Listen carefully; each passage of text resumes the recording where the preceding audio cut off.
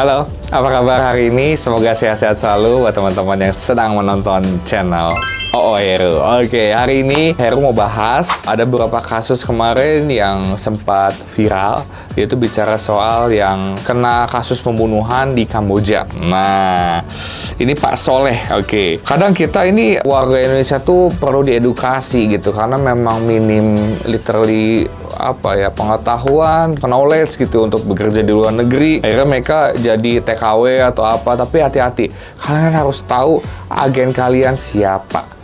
Oke, orangnya seperti apa gitu loh. Jangan sampai kalian udah pergi ke luar negeri, nggak bisa balik ke Indonesia dan bahkan meninggal.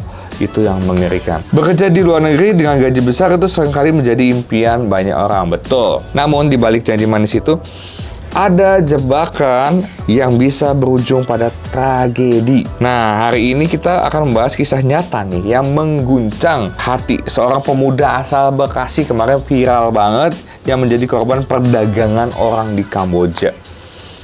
Kamboja itu salah satu negeri yang memang ngeri sih kalau menurut gua ya gitu ya. Nah, kronologis kasusnya gini nih. Namanya Soleh, almarhum Pak Soleh Darmawan. Oke. Usianya baru 24 tahun, guys. Masih muda banget, berasal dari Pondok Gede, Bekasi. Pada tahun 2025, Soleh menerima tawaran dari seorang berinisial S yang menjanjikan pekerjaan sebagai staf hotel di Thailand. Waduh, staf hotel. Tawaran itu disampaikan lewat sebuah yayasan pencari kerja di Tanjung Priuk, Jakarta Utara. Tapi kenyataannya jauh berbeda. Soleh justru dibawa ke Kamboja, bukan ke Thailand loh. Di sana ia diduga menjadi korban tindak pidana perdagangan orang, TPPO. Waduh. Pada tanggal 3 Maret 2025, jadi masih baru banget kemarin, Soleh ditemukan meninggal dunia. Diduga karena penyiksaan. Berikut kutipan dari sumber kompas.com ya dan IDN Times. Keluarga korban menyatakan bahwa Soleh sempat mengirim pesan terakhir dia via WhatsApp kepada adiknya, mengaku dalam kondisi tidak aman dan tidak tahu harus lari kemana. Jenazahnya baru bisa dipulangkan beberapa hari kemudian. Dan saat tiba di Indonesia, pihak keluarga langsung mengungkapkan kecurigaan mereka kepada media. Sebetulnya ini Soleh itu terkena tipu lah gitu ya, modus ya perdagangan orang. Jadi modus penipuan pekerjaan di luar negeri ya. Kasus seperti ini bukan hal baru teman-teman. Sudah banyak warga negara Indonesia menjadi korban sindikat perdagangan orang yang berkedok lowongan kerja di luar negeri loh. Jadi hati-hati. Modusnya selalu sama nih, menjanjikan pekerjaan ringan. Wih, fasilitasnya lengkap dan gaji besar tanpa proses yang jelas. Ciri-ciri modus penipuan kerja luar negeri yang pertama, gaji tinggi tanpa pengalaman. Nah, ini hati-hati nih, gaji tinggi tanpa pengalaman. Aneh kan? Tapi orang Indonesia saking pinternya, dia maju aja terus saking pinternya. Misalnya 20-30 juta per bulan. Wah, tertarik gak sih? Gaji tinggi tanpa pengalaman coba. Yang kedua, tanpa kontrak resmi atau dokumen lengkap. Wih, hati-hati. 3, diberangkatkan lewat jalur ilegal. Udah itu ngeri. Kalau udah diberangkatkan lewat jalur ilegal atau tanpa prosedur BP2MI. BP2MI nanti ditayangin di sini, oke? Badan Penyelenggara Pekerja Migran Indonesia, oke? BP2MI. Yang keempat, dipaksa bekerja sebagai penipu online, scammer, dan eksploitasi lain.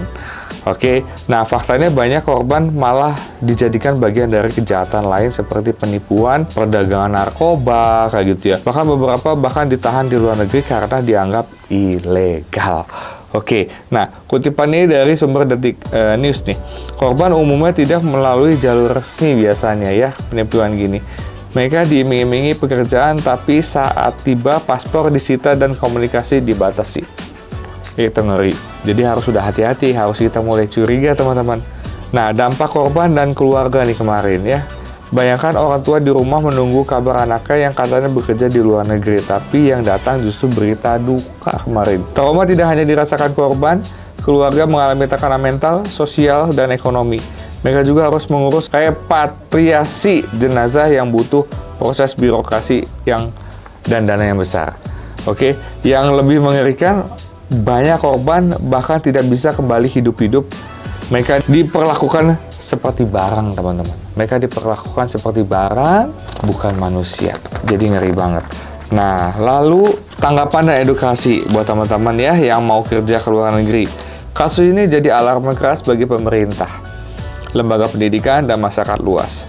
Menteri P2MI menyatakan akan menggencarkan edukasi hingga ke desa-desa agar masyarakat tidak mudah tergiur diiming-imingi pekerjaan di luar negeri. Menurut Liputan 6 nih sumbernya, kami akan perketat pengawasan agen kerja luar negeri dan mengedukasi masyarakat soal prosedur legal penempatan pekerja migran. Tips untuk mencegah jadi korban TPPO. Waduh, cek legalitas perusahaan penyalur tenaga kerja di situs BP2MI.